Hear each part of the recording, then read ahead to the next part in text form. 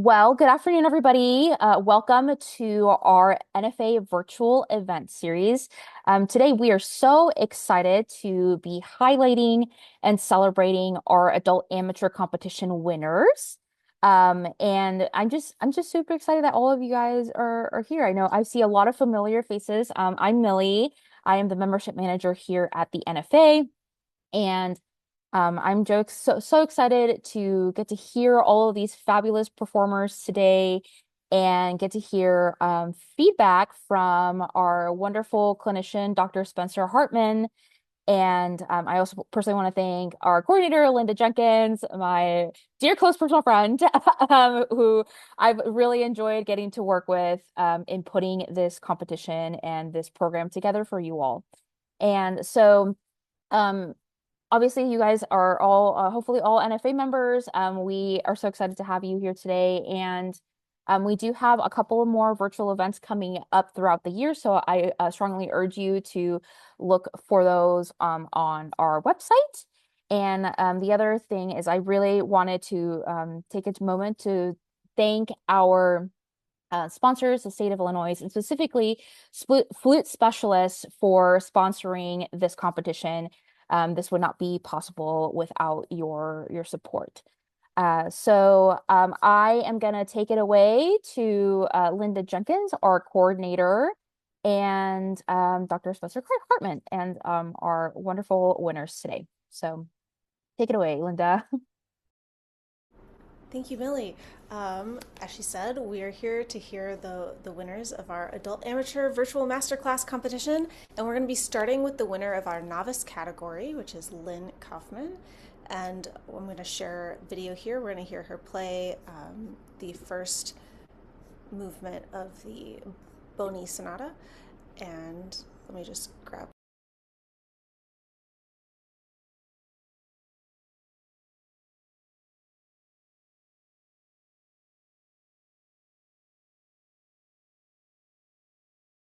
Sorry, of course we practiced this, and it's not going exactly the way I practiced it. Sometimes that happens.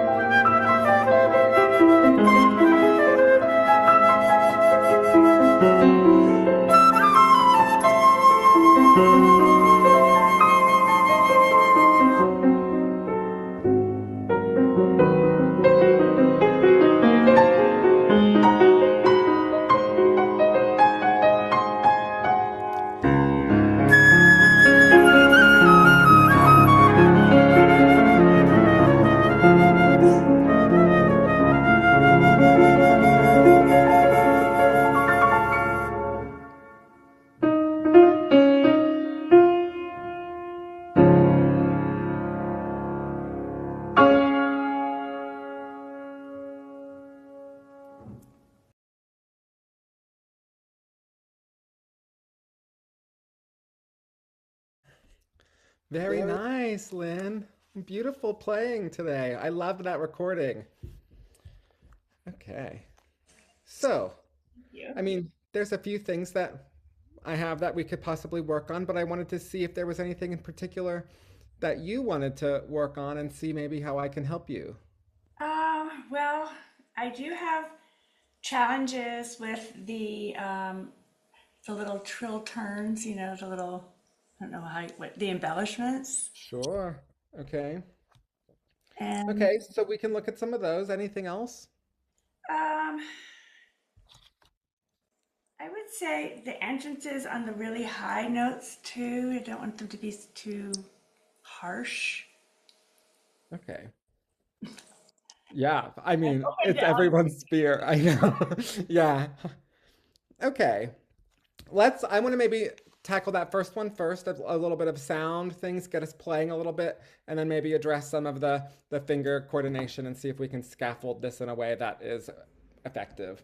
So let's maybe think about, let's go to bar 40, 1, 2, 3. Bar 43.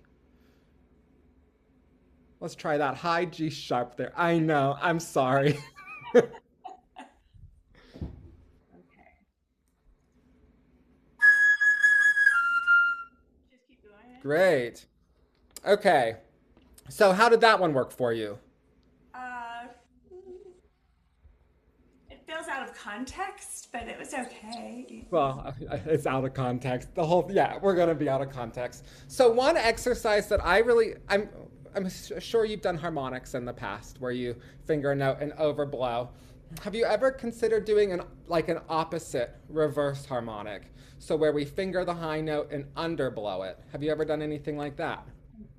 Great. So let's give it a try. We're gonna finger that high G sharp. And I'm just blowing very soft. Great.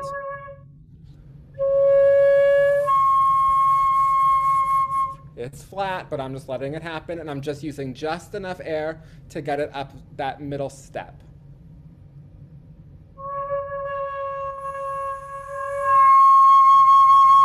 Good.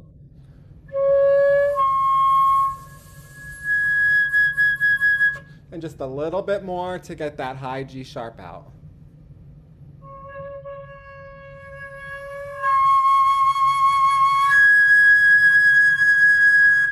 Great. So think about how you played that first G sharp versus this G sharp, and maybe compare and contrast and see if there were any differences.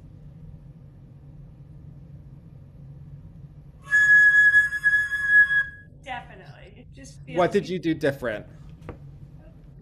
I don't know. I had more confidence about it just coming out without forcing it. Yeah. Gentle. And I think that's what I thought throughout. Like, so some of these high notes, I felt that perhaps out of fear, which we all have, we're going to use the air to really, really support, but then it might get us to a point where we're overdoing it. And then with the articulation on top of it, might kind of flood the tube a little bit. And so then we actually kind of lose some of our response. So let's just try that one more time. And just a nice little bit of articulation to clean up the front.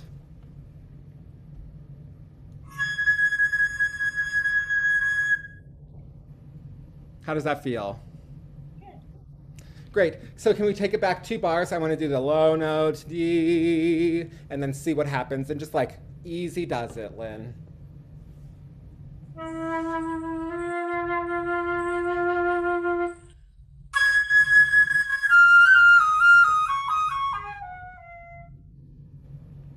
Thoughts? Feeling good? Yeah.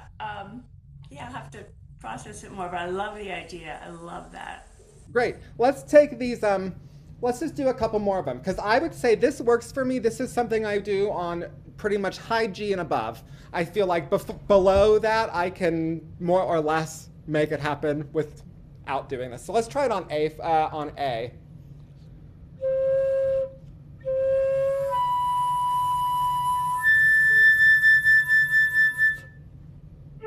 An A? High A. We have to finger the high A and then underblow.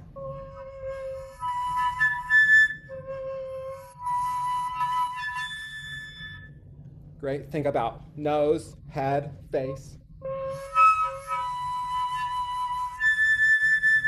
Pretty. B flat.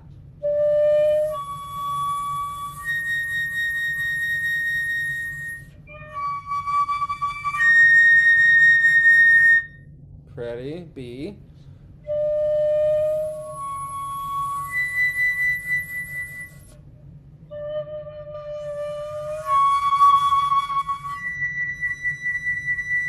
Nice, and we'll just try the high C because we're all afraid of it.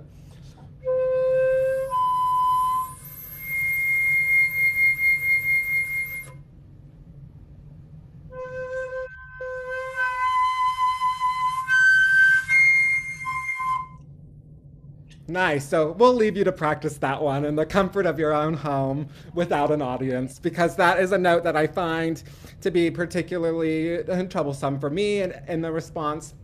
But I would venture to say, I think with the A and the B flat and the B, I think you're using generally less air than you used maybe before, So I think that this is a way to consider economy and efficiency of playing. I love it. Do you have any questions about that?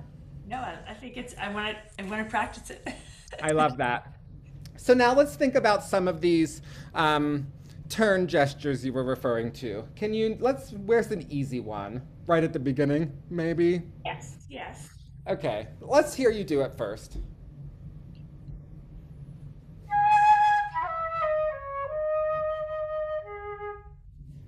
Okay.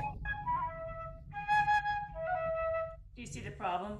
I do, yeah. And I wonder, what I'm thinking is that maybe I don't want to say it's not musical, right? I don't want to say that at all. But I'm wondering if there's a disconnect between the function that it's playing in the music. So can we just practice it without?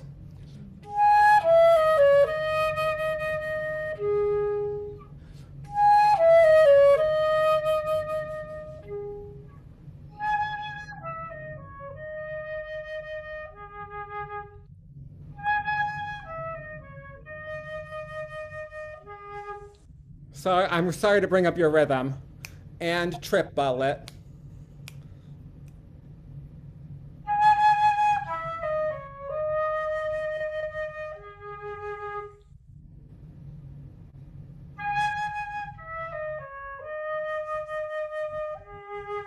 Yeah, so I think let's feel that as what we're trying to say and let then the turn be within that.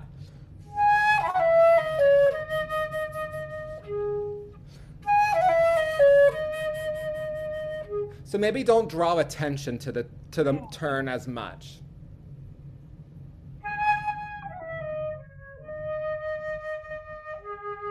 Nice. Try another one and just like have a little bit of sway, maybe be the seaweed. Yeah.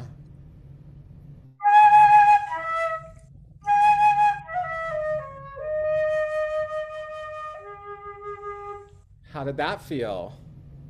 Better, but I feel like maybe I moved my fingers before I should, or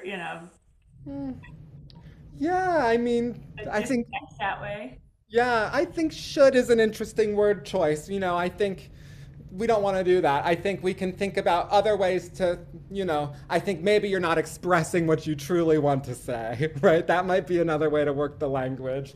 Let's try a different one. 87? Sure. Hit it.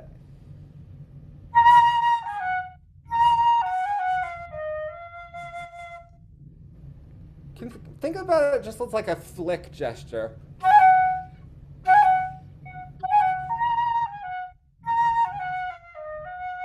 How was that? Maybe it's less of a my fingers play notes and they are machines, right? And more of like just a little tap of the key.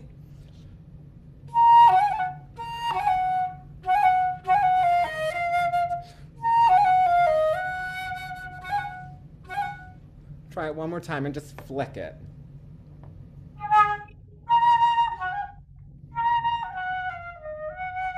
Nice. I thought that one was really pretty too, Lynn. Okay. So I'm thinking about, there are times within the gesture where the fingers can be musical as well, right? And I think that they will behave different ways. I know I'm running out of time. So maybe just think of just like using the finger in a musical, whimsical way versus perhaps trying to, press the keys down and thinking of it more as like a mechanical way. I think that might be an also interesting kind of shift of mindset in these gestures. So it's not necessarily a technical challenge, but it's a musical opportunity, And I think that might be an interesting way in your practice to make it maybe something more creative versus technical. I love it. Okay. Great. You sound fantastic, Lynn. Thank you so much. So much. Thank you. It was My really pleasure. good. Wonderful. Thank you, Lynn. Thank you, Dr. Hartman. We're going to move on now to the winner of our intermediate category, Melody Cheung, and I will play the video for us here.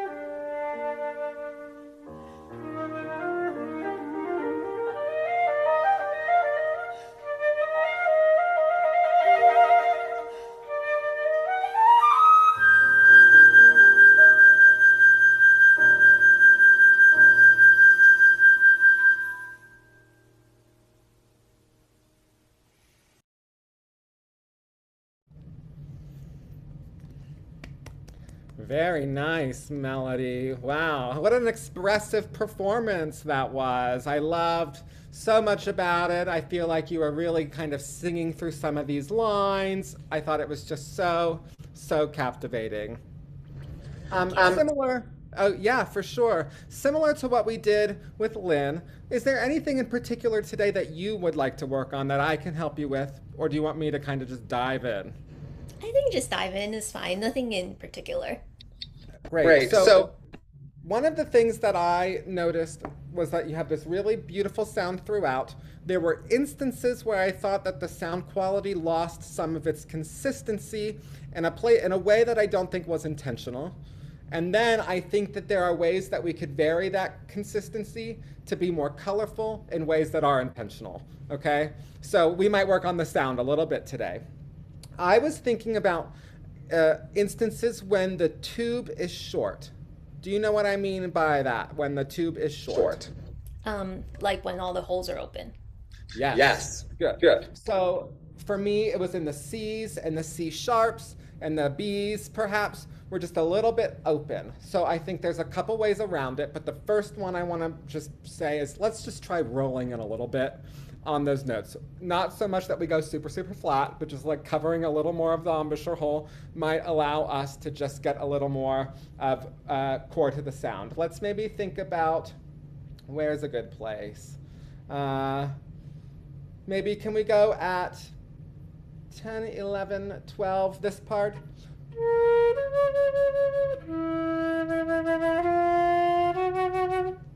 Okay.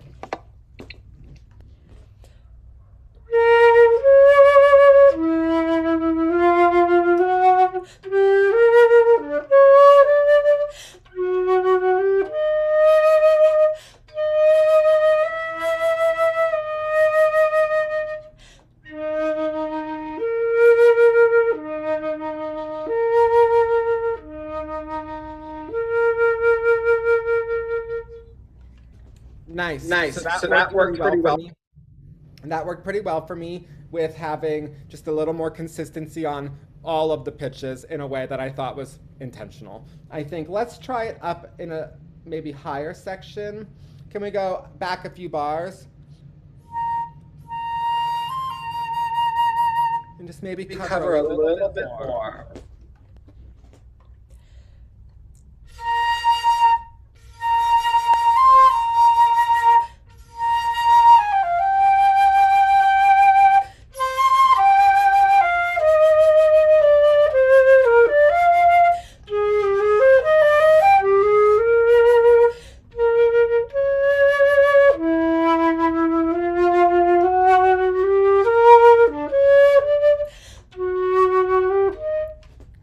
Nice. Yeah, so I think we're working on just like trying to find a little more richness on those short tube notes, and that's something that I'm still trying to figure out in my own playing sometimes. It's like, finding the complexity of sound. So now that we've kind of worked out maybe a place or two where I think that the sound wasn't consistent by lack of intention, let's now think about how we can intentionally change the color a little bit, because your sound is so rich and so beautiful. It kind of just stayed there for me, and I think we could build more peaks and valleys into the overall expression by changing the tone a little bit. So let's talk color. What does color mean to you? Like it's expressing different emotions, moods, like what I want to say. Kind of, there's dark colors, light colors, different lightness, like airy or very focused core tone. I love this. Now we're talking. So how does one change our color? I don't really know exactly. I don't know how to describe it really. Just it's through my air. Sometimes it's how I direct it, how much force I use, different emotions. It just comes out when I'm trying to express something. Sure. I like, that it just comes out, and I liked how you talked about how we're using the air. So I think that there's a lot of different schools of thought when it comes to color. But for me, I think about in my sound the ratio of sound to air, right? And I also think that it's really linked to dynamic. So I might just like talk at you for a little bit. So if I am playing a loud tone, okay, I would say that's probably 90% tone, maybe 10% air. We can't say that there's no air in the sound because the air is what makes the sound and the air splitting is what makes the sound. But then if I were to then go for, and that's loud and rich, I would say those two kind of go together for me. Then if I was going to go on the other side, I might, without getting busted with the tone, right? I don't want it to be bad, but I might let a little bit of air seep in. And that putting that air into the tone a little bit and backing off of the volume of air we're using allows me to kind of keep the sound a little bit lofted while getting that more veiled color. Does that kind of make sense? Yep. What I'm following. yeah. Yeah. Yeah. Great. Great. So can we go, for example, at 10? Well, we'll just work there.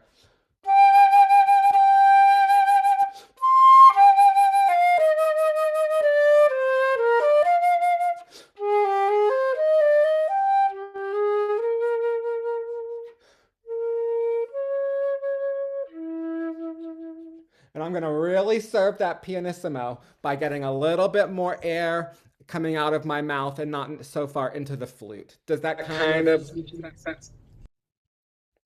Let me hear you try. Okay.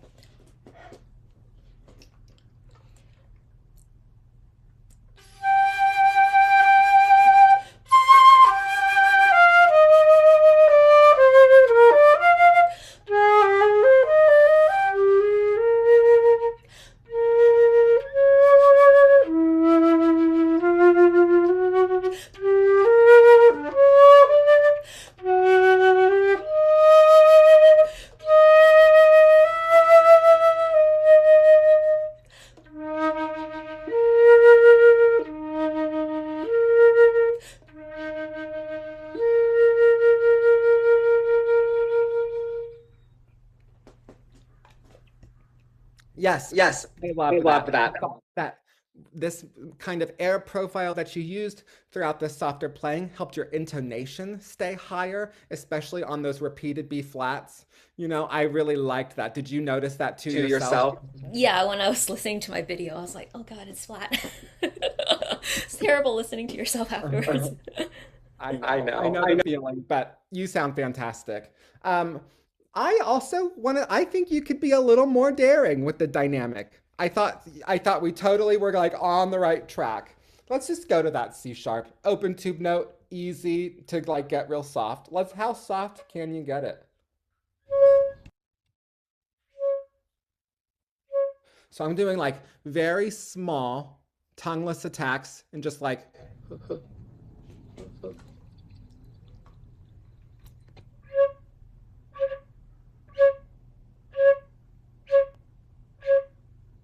great, great.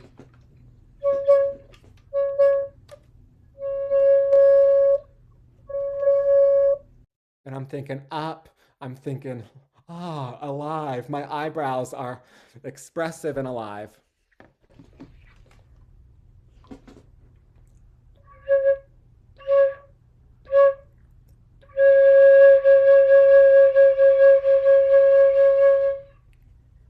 That's really pretty.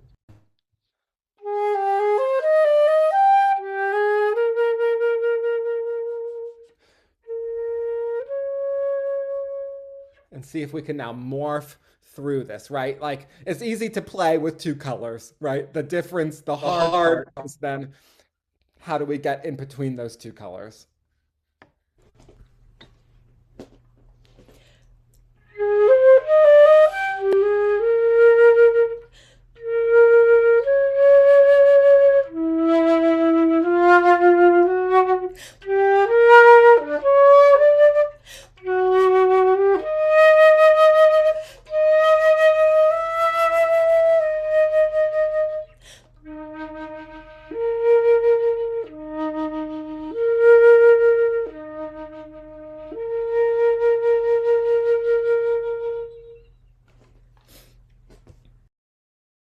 Yes, very nice. So I think exploring color and what that means to you, I mean, I think there's a lot of ways to talk about it. There's a lot of ways to think about it. I like to think about very physical ways to make the thing, make the sound happen. And then hopefully then the musicality will kind of just go through it.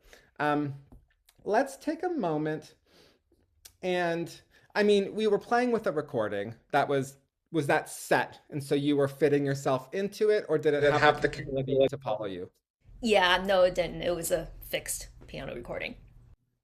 Great. So I think, I'd love to hear this where you have opportunities to really kind of take more time. For example, I thought we have this run at the top and like selling on the bottom, I think is what's effective.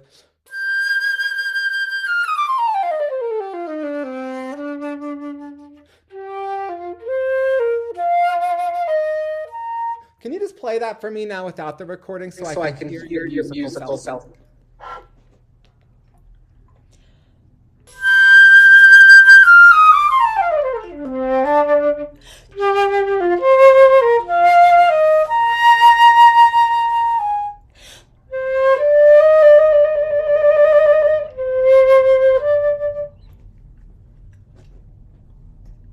So I thought that this was really lovely. I loved the beat da dee dee ba dee da, and then I heard yaddy. Like I don't know, it was just like a little bit maybe too loud on the. I think you wanted to show me that. I'd let it kind of trail away.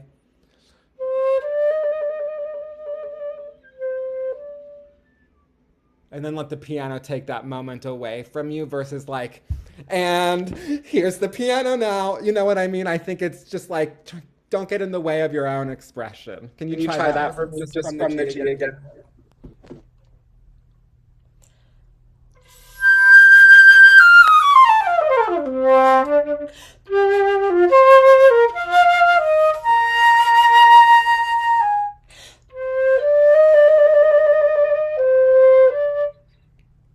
Nah, it's still a little too much, huh? Hey, a little bit. But I mean, think about it in the confines of that diminuendo, right? All of those notes are the trill, right? If we get real mathy about it, right? The trill, each note of the trill can be less than the one before it. And so that would mean that the C is less than the trill, right? So think about each note gradually doing that. Do you have any questions, Melody?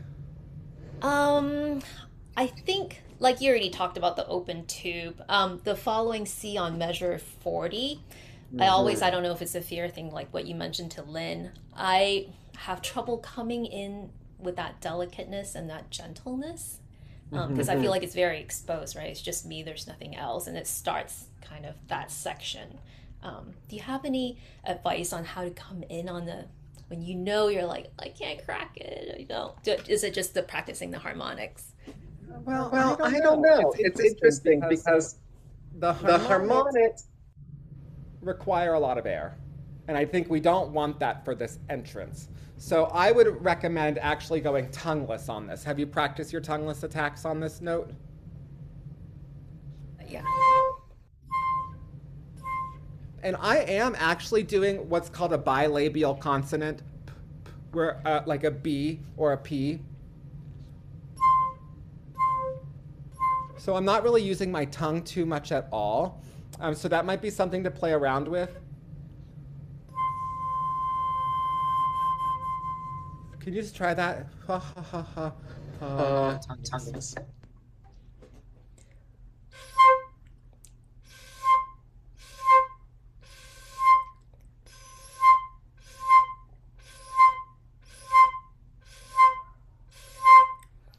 I feel like it's really harsh. Like I'm going, hoo, hoo. I think you're on mute. Yeah, sorry. It doesn't feel like, because I'm hearing the sound, the pitch be under, then the note is speaking, I feel like it's not fast enough, soon enough. So can you just try, I'm gonna get real close. I know we're out of time, but we'll just keep.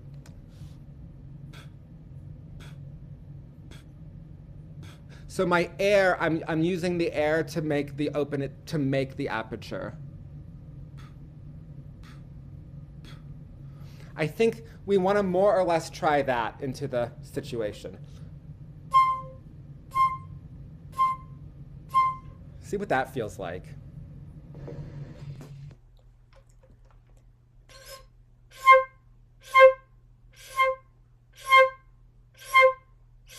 Yeah, I think if I practice it more. I think so too. That might be something because I'm already hearing, some of them aren't necessarily super consistent yet, but then there are some where the pitch is speaking right away. And so I think that might be closer to just like getting that air to be fast enough soon enough. Thank you so Feel much. free to reach out after. Thank you. Yeah. Thank you, Melody. Right, fantastic. We are going to move on to our final participant of the day. This is the winner of our advanced category, Kathrine Eldridge, and she is playing Pièce by Jacques Ibert.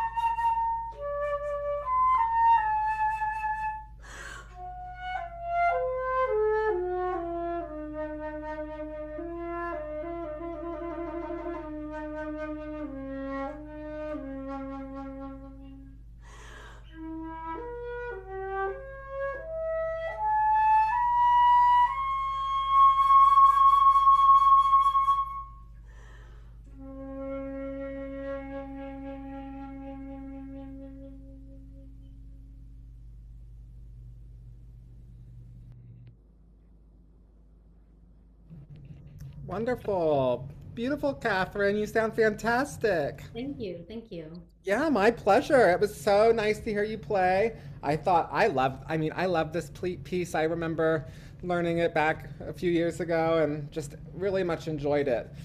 Yeah, same question. How can I help you today? I mean, I have some ideas, but yeah, what do you want? Let's go with your ideas because I just want to hear what you have to share and I want to learn as much as possible. So whatever you think is best, let's do it. Sure. So I was drawn to a couple things. Mm-hmm. And the first one was about large ascending interval legato. Mm-hmm. And then the other one was breathing. Oh, I know, I yeah. know. I'm sorry. Shocking. Yeah, yeah.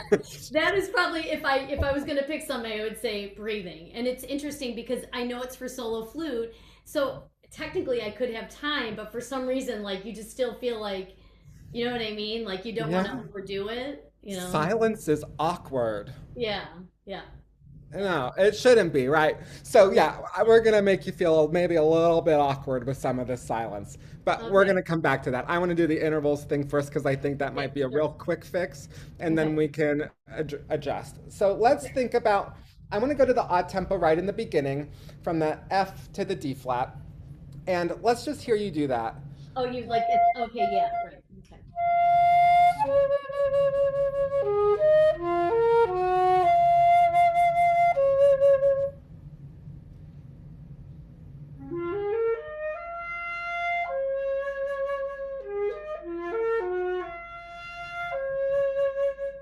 Nice. So when I have these ascending intervals like this, it was better this time than it was in the recording, I will Okay, say. sure.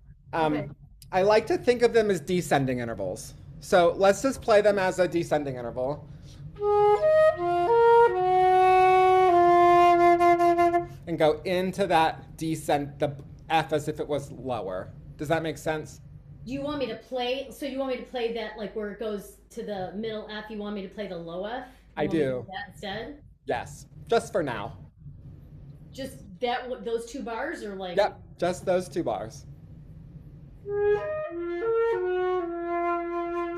Is that what you Now want don't me to shy away from it though. You do? gotta Okay, go don't into stop. it. All right, all Yeah. right. And then do. Nice, beautiful. So Okay, then, you're whatever you did with your air, you're gonna do, but that's play the it right. regular. Okay, that's a very okay. Okay.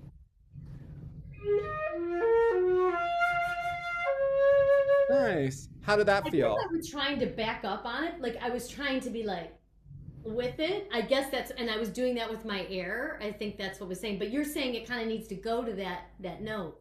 Yeah, I think what I'm saying is I don't want there to be a gap in the sound between the two pitches. Got it. And I Got think it. by thinking more through them, it makes the legato slicker, Okay, perhaps. sure.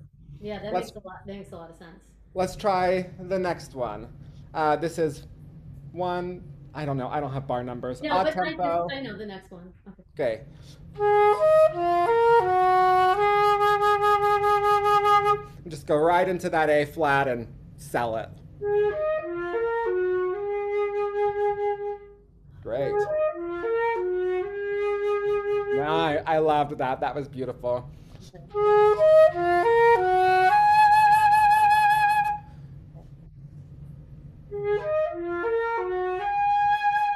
Yeah, great. So I think that's a nice little exercise that I like to do for just making sure I'm getting a nice smooth legato between these larger intervals. I think it's doing is it's preparing the note, right? We're getting Right. to that energy before the note instead of getting to the energy on the note. Yeah. Mm-hmm. Does that kind of make sense? Yeah, it makes sense. I think I might have even been letting go of the air a little bit for some reason. So I will definitely revisit that with playing it that way. Well, and here's the thing, Catherine. You can do whatever you want. You Yeah, know, that's I what's so know, but nice I like about the it. whole But it's not. thing. Yeah, no, no, no. Yeah. Yeah. Yeah, you sound beautiful. Just some ideas. Okay. So now let's talk about the breathing. So, what I heard was it was a little loud and high pitched. Okay? Yep. I mean, Mhm. very normal stuff, right? Right. Happens to us all. Yeah. So, one thing I am a licensed body mapping educator, and so I talk about the biomechanics of breathing quite a bit. So I'm just going to give you a couple anatomical facts that might we're going to play around with. The first one is in order to breathe, our facial muscles don't need to be engaged. Hmm. Okay? Hmm. And the second one is that in order to breathe, the muscles of our neck do not need to be activated. Okay. Okay? Hmm. So let's just maybe gently open your mouth right now. I'm gonna like let my face be stupid, Hmm. let my kind of throat be stupid, Hmm. and just take a breath. I didn't hear it. Did you? I know, and this the person that I study with, like that's something she's always been trying to like have me do, and but I've never heard someone say like don't have any tension in your face. Uh So huh. maybe that's the missing piece of what was going on here, you know? Yeah, maybe. And I think like here's the thing though, like in an attempt to get an open throat, Yeah. which we want for resonance. I'm saying that in quotes because Right. our neck muscles don't open the throat more than it is. Okay. Right. In Right. order to get that, that's how we get that sound, right? It's the Right. constricture of the musculature in the neck that makes the passageways tighter, right? So I Right. think just softening in the area might be more beneficial. So can we go to this first breath?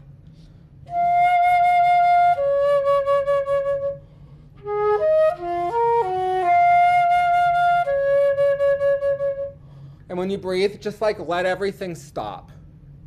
Yeah, and I don't take a breath after that first one. Sure. Is it Wherever you take your first breath is totally fine. okay, okay. You want me to try that?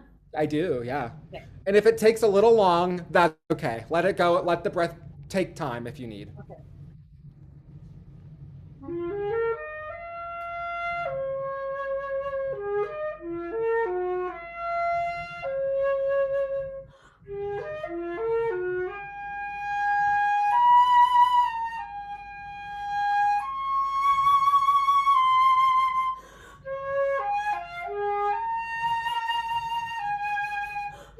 That one was loud, but Yeah. So here's what I mean, I think we all have habits, right? I yeah. mean, I have them, you have them, Yeah. everybody in the room has them. So I'm thinking about what are the ways that we break habit, right? Mhm. Awareness is the first step. Right. And then we gotta notice when it's happening. So having like the discernment piece Mhm. and then stopping and making another choice. Right. Okay. Right. So I would just recommend let's take it out of time. Okay. Right. Right. Right.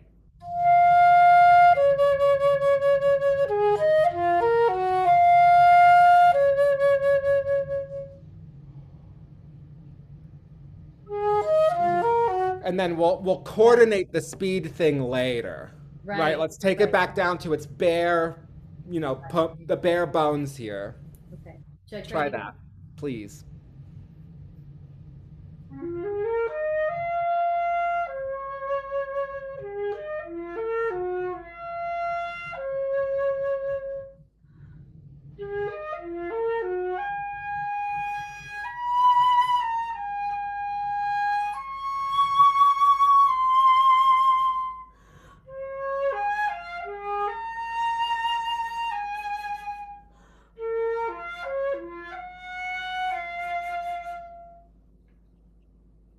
Yeah. So here's what I thought. Yeah. I thought the first one was the best one. Right. And then I think because you know how the piece goes and Yeah. you wanted Right. to It's like. and you want to play how you feel, I think that we were afraid to take the time. So I think Right. that but Yeah. also it's like the awkwardness of silence is something that we're going to have to live with as Right. well Right. too. And of course you're Right. doing it in front of a an audience now, but in the Right. practice room when you're alone and comfortable, Yeah. really letting them each phrase kind of breathe. I don't know. Let each Yeah. phrase No. breathe by like taking the time to just like soften the musculature here and Yeah. here Yeah. and Well, just when let I it got that first one, it felt just so much better going through it. I felt less happen. stress in the body. You know what I mean? Yeah, and I actually would venture to say that I thought that your tone after the breath was more consistent with the Yes, tone that you left the last phrase with than yes, in previous iterations when you tried to breathe in time. yes, yes. I agree with you. Yeah. Great. I'm glad we're on the same page, Catherine. That's so great. So I think those two things were the big things. There was one instance, um, your high G flat, treble note. What Um, fingering are you using for that? G flat. Where's Second page, middle of it. oh, Are you oh, using ring finger? wait, I'm trying to think. G flat. I'm looking. I'm sorry. Oh, that one. Uh-huh. I'm just using the like G flat, F sharp, Yeah, notation. in that octave, just for me, I use middle for a couple Okay. reasons. One, it's a little bit more stable for me in my tube, Okay. and it brings the pitch down a little bit. Okay. So if that interval is feeling a little Oh bit yeah, I high, see it. Okay. Yeah. you might be able to get a little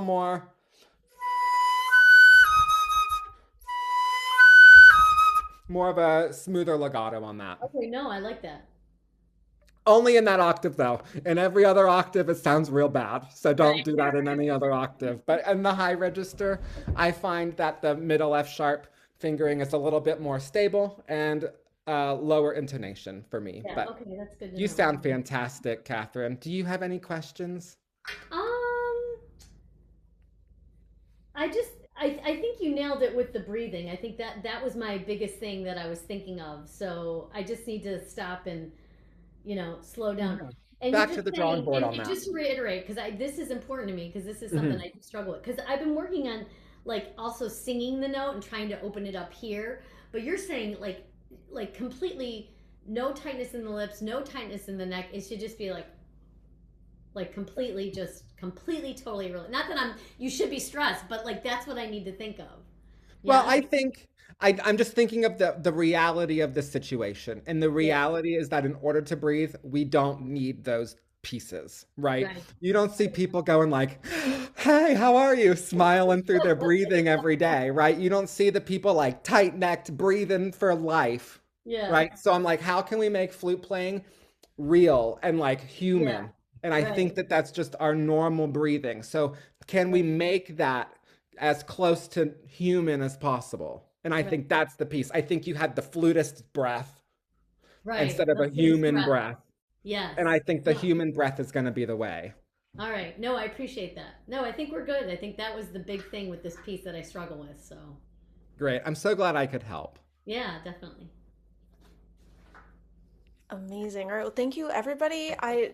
All of our participants, you sounded fantastic. Thank you so much again to Dr. Hartman for being here and for your amazing information. I definitely learned so much during this hour. We have just a couple of moments. If anybody who's listening or one of the participants, if you have some final questions for Dr. Hartman, I'd just like to kind of open the floor a little bit. Feel free Yeah, to we pop maybe something we in the maybe chat. have uh time for one question. I want to go over three, but if nobody I will just a couple of housekeeping. Thank you all again for joining us this afternoon. We really appreciate it. Oh yeah, Dr. Hartman put your email in the chat. We will I believe this is being recorded. I believe it will be up on our YouTube channel probably next week. If you want to go back and hear the information today you heard today. We have two more events this spring, all about circular breathing on February 15th. And then the Reinica Undine class with Ann Weaver on March 8th. So you can go ahead and register for those. I will send you a reminder the morning of, like I did today. And thank you. Yeah, circular breathing. Yes, yes. Please come February 15th. You'll learn all about that. And I want to thank you all again for joining us today. Thank you, Dr. Hartman. Thank you, Linda. Thank you to all the participants. I really, really enjoyed your performance and I really learned a lot today myself. Once again, I want to thank Flute Specialists for sponsoring this competition. And one small shout out that I hope to see all of you all in Portland at our convention in August. I'm sure Dr. Hartman and Linda and everybody all the participants will be there, but we hope to see you in person. All of that information, registration is open, and all of that information is on our website. And if you personally have any questions or need anything, again, my name is Millie and I'm the membership manager here at the NFA. And it was just a delight to see all of you all today.